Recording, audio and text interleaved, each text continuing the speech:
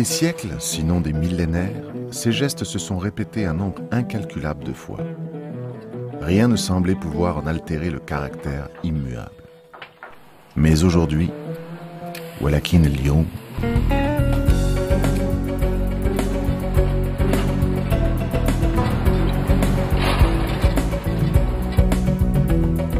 La direction de lutte contre l'alphabétisme, donc nous appelons par ses initiales DLCA, est l'entité gouvernementale chargée d'alphabétiser les adultes marocains. Le Canada a développé une approche qu'on appelle l'alphabétisation fonctionnelle, qui est unique au monde, qui ne se retrouve pas vraiment nulle part ailleurs, où les approches traditionnelles et classiques sont utilisées. Donc les Marocains étaient au courant de ça et ont profité de l'offre du fonds de développement du secteur privé pour avoir accès à cette technologie. Actuellement, l'entreprise marocaine doit suivre un peu l'évolution de la mondialisation.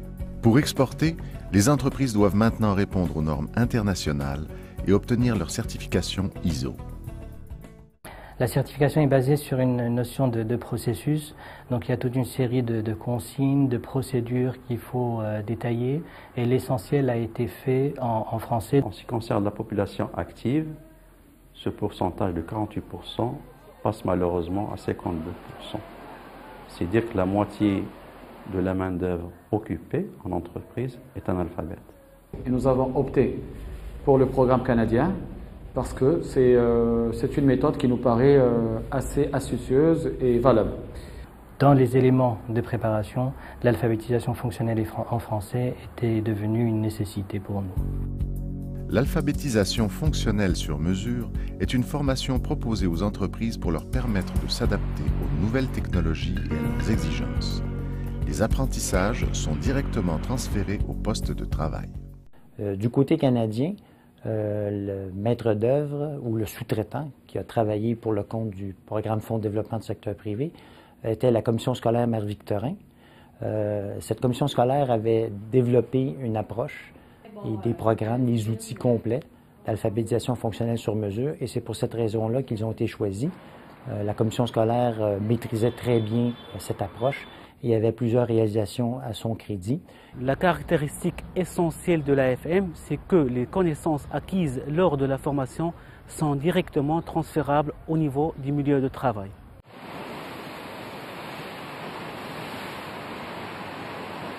L'alphabétisation fonctionnelle sur mesure répond, comme son nom l'indique, aux besoins spécifiques et des travailleurs et de l'entreprise.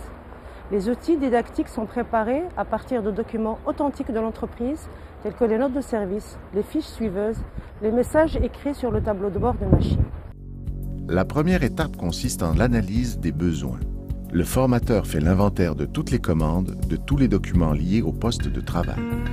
L'analyse des besoins, c'est primordial avant de faire quoi que ce soit. Comme les médecins, par exemple, on fait un diagnostic. Malgré tu lui dis, moi je sens malade, mais quand même, il faut que je fasse le diagnostic. C'est la même chose, les démarches de l'AFM, il faut analyse de besoins, c'est très important. L'alphabétisation fonctionnelle sur mesure vise deux objectifs essentiels. Ces objectifs permettent aux travailleurs de fonctionner d'une manière très satisfaisante, aussi bien pour eux-mêmes que pour l'entreprise. D'abord, on atteint des objectifs fonctionnels directement en relation avec la tâche des travailleurs dans leur poste de travail. On s'intéresse à la capacité pour le travailleur de fonctionner de manière satisfaisante dans son poste de travail. Lire un message sur le tableau de bord d'une machine. Pour que le travailleur soit capable de lire ce message et de l'interpréter, il doit avoir les compétences de base en lecture, écriture et communication. C'est ce qu'on appelle les objectifs notionnels.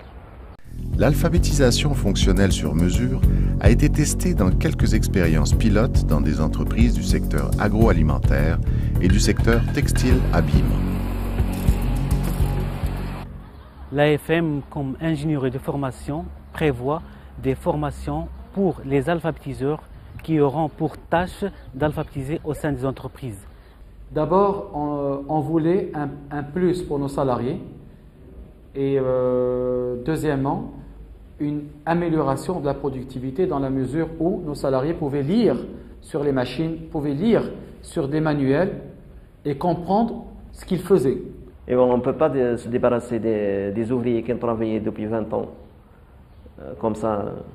Il faut les aider à s'améliorer pour s'adapter aux nouvelles technologies.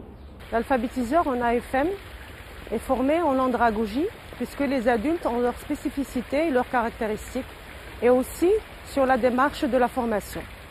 La RFM, c'est surtout pour améliorer la situation des travailleurs, où ils pourront être indépendants de leurs contrôleurs.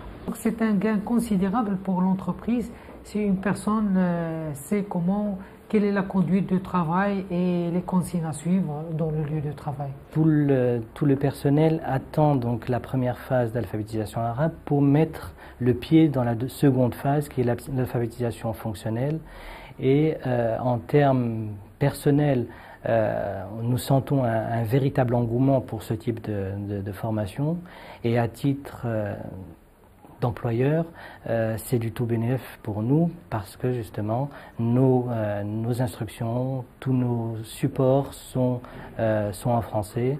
Montage de corner plus le faire plat, entre le corner plus le perçage de corner plus le perçage de corner plus le perçage de faire plat de Redler TS1.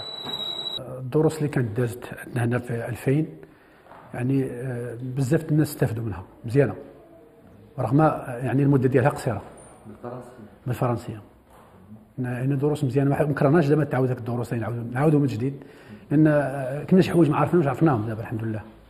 C'est un outil de motivation. Ça permet à l'employé d'avoir plus confiance en lui et surtout de s'affirmer.